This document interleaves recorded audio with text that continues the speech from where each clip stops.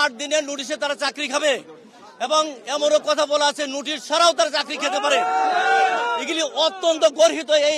এই দেশ সৃষ্টি হওয়ার পরে এই আমরা যে ফ্যাসিস্ট বলি, এই দেশ সৃষ্টি হওয়ার পরে এই ধরনের কালো আইন আর কেউ করে নাই। আমাদের বিরুদ্ধে কোনো ব্যবস্থা নিলে আমরা আইনের আশ্রয় নিতে পারবো না। এটা কি পৃথিবীর কোথাও কোনো দেশে আছে যে আমরা আইনের আশ্রয় নিতে পারবো না? এটা একটা 100% আমাদেরকে দমন পীড়নের একটা আইন করছে যে আমরা আইনের আশ্রয় নিতে পারবো না। এটা আমরা মানতে চাই না, মানতে পারবো না। এবং এই আইন করার সময় আপনি যে কথাটা জিজ্ঞাসা করছিলেন অত্যন্ত রেসপেক্টের সাথে আমি বলছি, আমরা সচিবালয়ের একজন লোক আমরা জানি না যে আমরা যারা স্টেক হোল্ডার, আমরা যারা এর সাথে সংশ্লিষ্ট, আমরা যারা ক্ষতিগ্রস্ত হচ্ছে, আমাদের সাথে কোনো আলাপ আলোচনা করে তারা এই সিদ্ধান্ত নেয় নাই। এখানে উপদেষ্টা পরিষদে বিল উঠার পরে যখন পাশ হয়েছে আমরা খবর পেয়ে আমরা তাৎক্ষণিক আমরা প্রতিবাদ জানাইছি, প্রেস রিলিজ দিয়েছি। এবং আপনাদের মাধ্যমে আমরা জানতে চাই, সরকারকে এই আলটিমেটাম দিতে চাই, আমরা যারা স্টেক হোল্ডার আমাদের সাথে কথা না বলে এই ফাইল যেন আইন মন্ত্রণালয়ে না যায়। যদি যাই তাহলে আমরা আইন মন্ত্রণালয়ে তালা চাবি দিয়ে আমরা বন্ধ করে দিতে বাধ্য।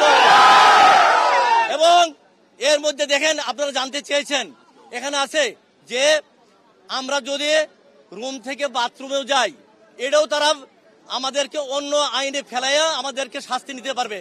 আপনারা বলছেন 20 দিন, না, এখানে বলা আছে 8 দিনের নোটিশে তারা চাকরি খাবে এবং এমনও কথা বলা আছে নোটিশ ছাড়াও তারা চাকরি খেতে পারে।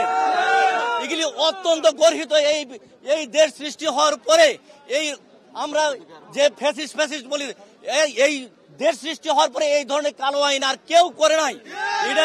এটা তাদের করার কথা না, তারা এরা পলিসি মেকার করার কথা না। তারা কেন এইটা দিচ্ছে? এই কতিপয় মানে নিজেদের স্বার্থ হাসিল করার জন্য, তাদের সিট পাকাভুক্ত করার জন্য, তারা আমাদেরকে দমন পীড়ন করে তাদের সিট বহাল রাখার জন্য এই আইন করছে।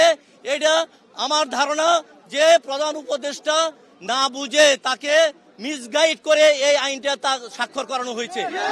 আমরা চাই মিডিয়া ভাইদের কাছে আমাদের পক্ষ থেকে বিনীত অনুরোধ যে এই আইন নিয়ে আমাদের প্রধান উপদেষ্টা এবং উপদেষ্টা পরিষদ যেন পুনর্বিবেচনা করে। কারণ যে আমলারা এটা পুট আপ করছে তারা কিন্তু আমাদের সাথে কোনো আলোচনা করে নাই। তারা এর অনেক সময় দেখেন, আপনারা দেখেছেন বৃহস্পতিবারে মাত্র 1 ঘন্টা মিটিং করছে, আর বাদ বাকি মিটিং হয়েছে স্যাররা হয়তো এই জিনিসটা দেখার সুযোগ পায় নাই। জি প্লিজ বলেন। হ্যাঁ, পরবর্তী কর্মসূচি আমরা এখন আইন মন্ত্রণালয়ে যাব।